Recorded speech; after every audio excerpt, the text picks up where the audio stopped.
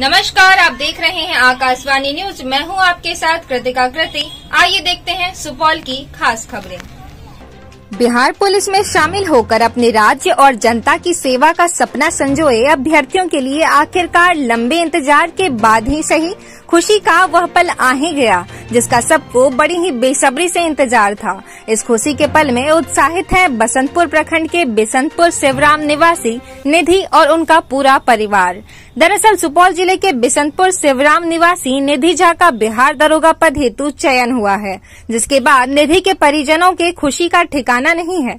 और तो और निधि को बधाई देने वाले उनके जानने वाले रिश्तेदारों का तांता लगा हुआ है। मिहिर कुमार झा की बेटी निधि ने अपनी स्कूली शिक्षा पड़ोस के जिले से हासिल की और उच्चतर शिक्षा के लिए पटना चली गई, परंतु लॉकडाउन के कारण वापस घर आकर खुद की तैयारी उसने आरंभ कर दी। रिटायर्ड शिक्षक रहे दादा कृष्णानंद झा और पूरे परिवार के संरक्षण में अपनी शिक्षा दीक्षा पूर्ण करने वाली निधि अब दरोगा का पदभार संभाल अपने देश और समाज के प्रति अपनी जिम्मेदारी और फर्ज को निभाने के लिए तैयार है। वहीं निधि के इस सफर और उनकी सफलता को लेकर आकाशवाणी न्यूज संवाददाता आशीष कुमार सिंह ने खास बातचीत की है। नमस्कार, आप देख रहे हैं आकाशवाणी न्यूज। मैं हूं आपके साथ आशीष कुमार सिंह। आज मैं मौजूद हूं बिसंतपुर शिवराम में। आप मेरे पीछे देख रहे होंगे जो घर है, शायद आज से पहले उनका कोई पहचान ना हो, लेकिन आज इस घर की बेटी निधि झा कुछ ऐसा कर गुजरी है जिसको लेकर सिर्फ उनका परिवार ही नहीं पूरा गांव गर्व महसूस कर रहा है। आइए आपको सीधे मिलवाते हैं हम निधि झा से कि क्या रहा उनका सफलता का राज और क्या की है वो ऐसा जिसको लेकर पूरा परिवार आज खुशी से झूम रहा है। तो हमारे साथ है निधि झा जो दारोगा बन चुकी है। आइए सबसे पहले आपसे रूबरू कराते हैं। निधि, सबसे पहले आपका बहुत बहुत स्वागत है। धन्यवाद। आपको सबसे पहले आकाशवाणी न्यूज़ की पूरी टीम की तरफ से बहुत बहुत शुभकामनाएं जो आप इस मुकाम को आज हासिल की है। धन्यवाद सबको। सबसे पहले मैं जानना चाहूँगा जो आपका जो स्कूली शिक्षा रहा है वो कहाँ से आपने हासिल की हो और कैसे वो संभव हुआ है? मेरी जो 10th और 12th की पढ़ाई है वो मिथिला पब्लिक स्कूल भद्रेश्वर से हुई है, और उसके आगे ग्रेजुएशन की जो पढ़ाई की है वो मैंने पटना कॉलेज पटना यूनिवर्सिटी से की है। और आपने जो ये तैयारी की है, जो पूरे दारोगा बनने का जो तैयारी रहा है, वो सफ़र कैसा रहा, ज़रा उसके बारे में भी बताएं। जब दरोगा का फॉर्म फिल की उसके बाद तो लॉकडाउन ही हो गया, तो उसके आगे की जो भी प्रिपरेशन है वो मैंने घर पे ही रह के की है, बुक से और ऑनलाइन मटेरियल से, और उसी प्रिपरेशन पे मेरा ये एग्ज़ाम क्वालिफाई हुआ है।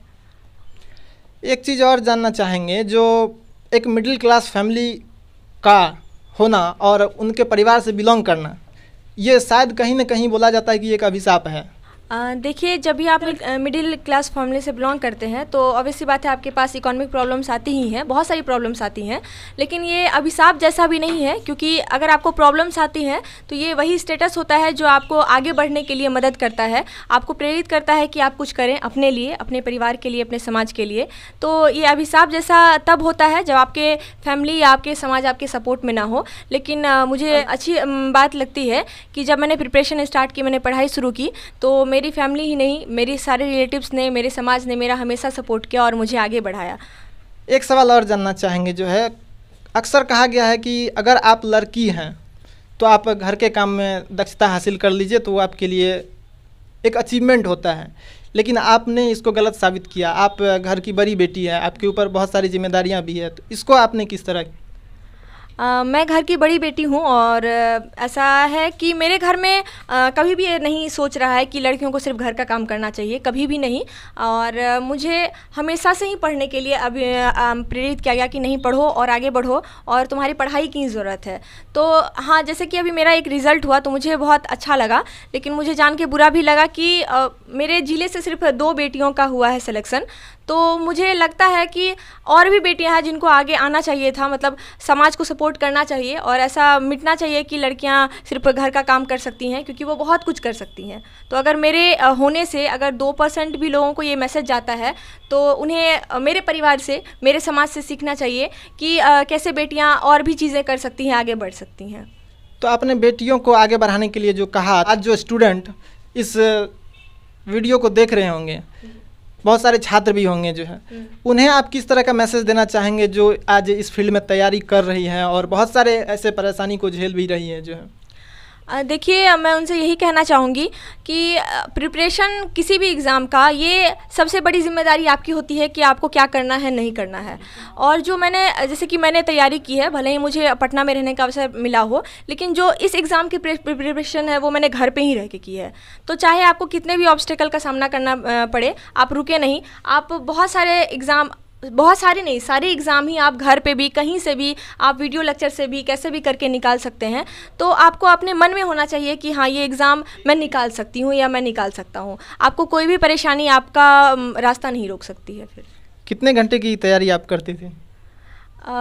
ऐसे घंटे देख के तो नहीं कोई स्टूडेंट पढ़ता है, बट हाँ, दिन भर पढ़ाई करती थी, फिर शाम में फिजिकल की भी प्रिपरेशन करती थी। आप इस सफलता का श्रेय किसे देना चाहेंगे मुख्य रूप से?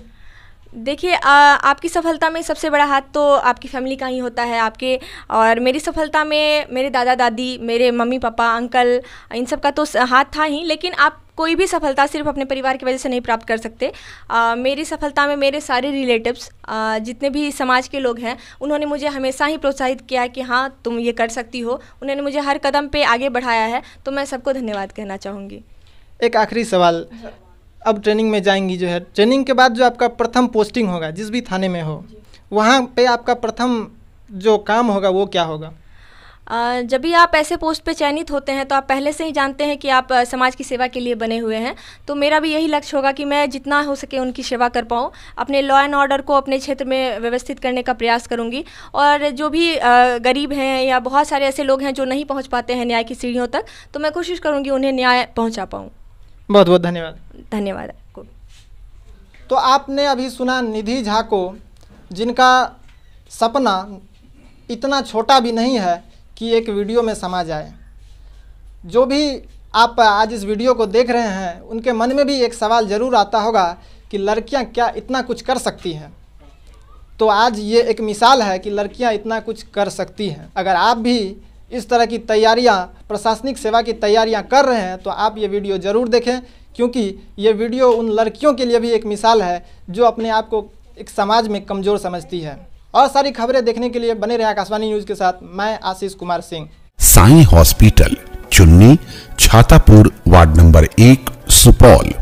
मोबाइल नंबर 7061509641 और 7042806778।